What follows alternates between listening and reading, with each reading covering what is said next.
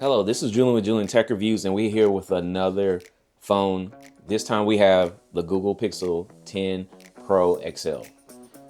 Now we're going to talk about the unboxing, all the specifications, and there's just this lovely jade color. But before we do that, if you could please like, subscribe to this channel, we greatly appreciate it. Thank you for all the support. But you know what? Let's go ahead and talk about it. So I was a little bit hesitant at first on getting another Pixel phone because this seems like the same exact prototype of last year's Google Pixel 9 Pro XL. And other than just like switching up on the camera bump, the software is just pretty much the only thing that changes, and the hardware is the only thing that stays the same.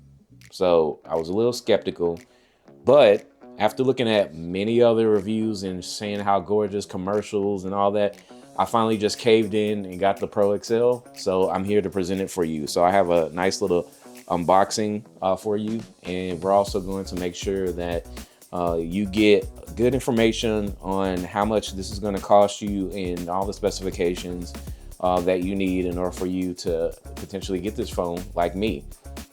So let's just talk about how much I paid for it. So the retail for this phone is $1,199. If you want just the Pro without the XL, that was clearly $1,000, so $999. I did get a $100 discount for getting kind of like a pre-order deal. And then since I purchased it fully, I got a credit promotion of about $300.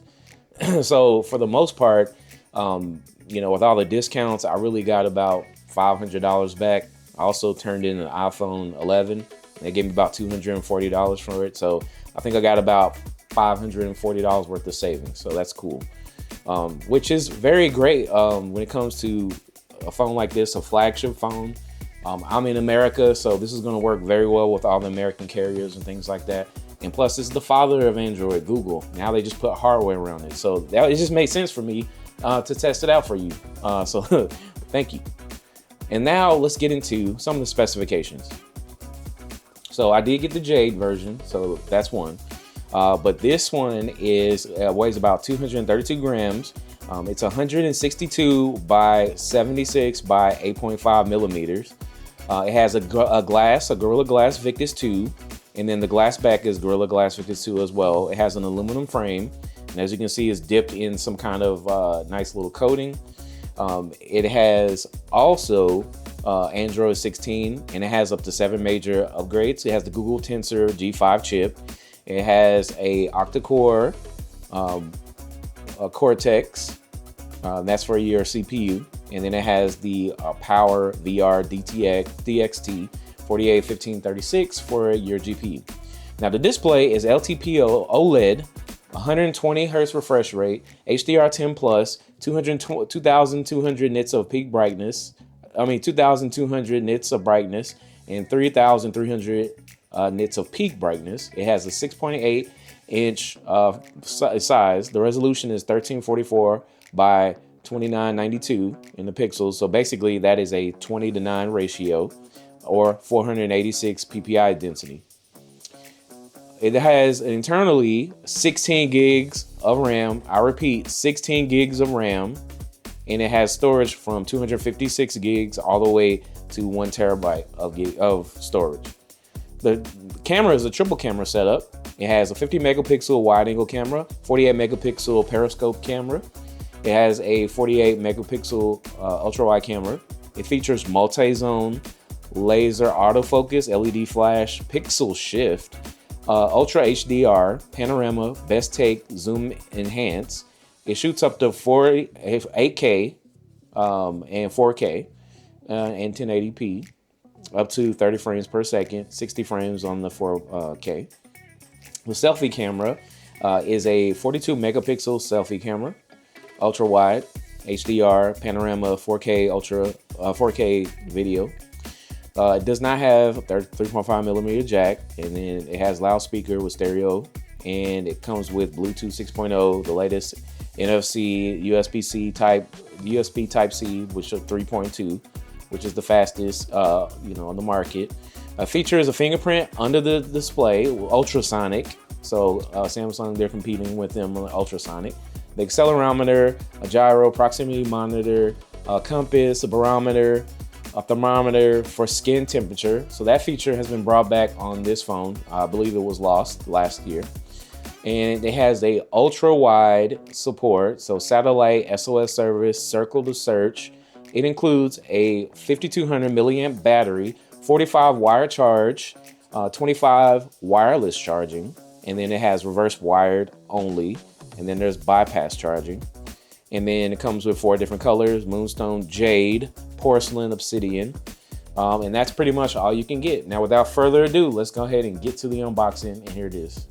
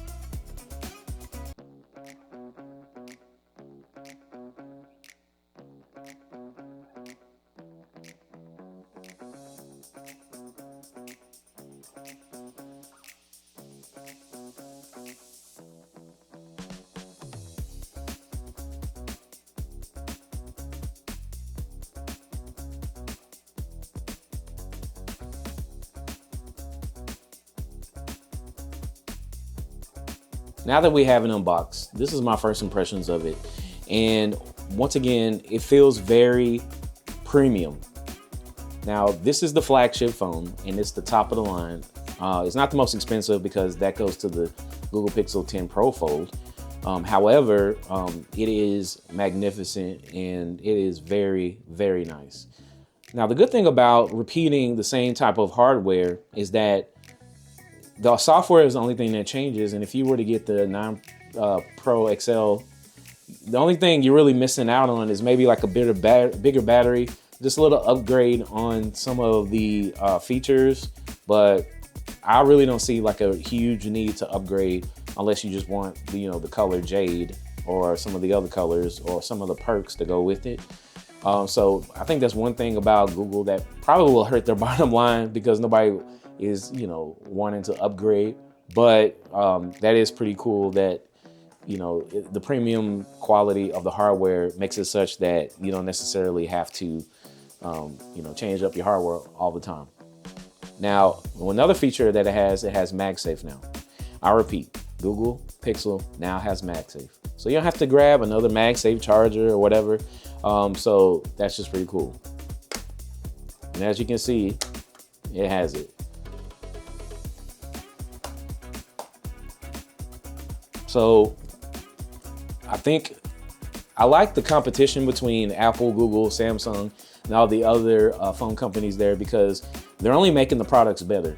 Now, in the inception of Google Pixel, were we ever pining for, MagSafe technology? No, but with the introduction of Apple's MagSafe and the more and more people who are switching from Apple, they're looking for a really good excuse to get out of Apple. That was me. And to utilize some of the Apple features, they got it. We're not even gonna talk about the camera because we already know Google Pixel has some of the best camera technology for a phone, and they're known around the world. So it is what it is. But in the United States, it's Apple. Now Google's up there. Samsung has always been up there when it comes to Android. I really love the finish of this aluminum here. And I love the fact that this is a Gorilla Glass Victus 2 on the back and the front. And it's just really nice to hold. I mean, I don't know what else to say about it. I mean, the finish is beautiful. The color is great. I just can't wait to, test the phone. And then Google's backing their software up. So you can get your software upgrades all the way up to, 7 years. But if it was me and my money, I had a Google Pixel 9 Pro XL, I would not upgrade. Maybe the 8 Pro XL. However, you can really get great deals for those older generation phones that pretty much have like 7 years of upgrades, software upgrades, major software upgrades. So I would just think about it before, purchasing this. But since I don't have a Pixel, I am in the right. So now, would I switch from Samsung to this? Probably not. Just because Samsung software One UI is amazing. The Snapdragon 8 Elite is a better chip than the Google Tensor 5 here, and has somewhat better battery life. But it does have MagSafe now. So if you want to charge using some of your old Apple accessories, feel free. Welcome to MagSafe. Well, that was just my thoughts. I'm going to test this phone out. I'm going to come back with you, give you the rundown on how the battery life works, how the interface has changed software-wise, Android 16. Camera, going to test that a lot just to make sure that you're getting the best bang for your buck.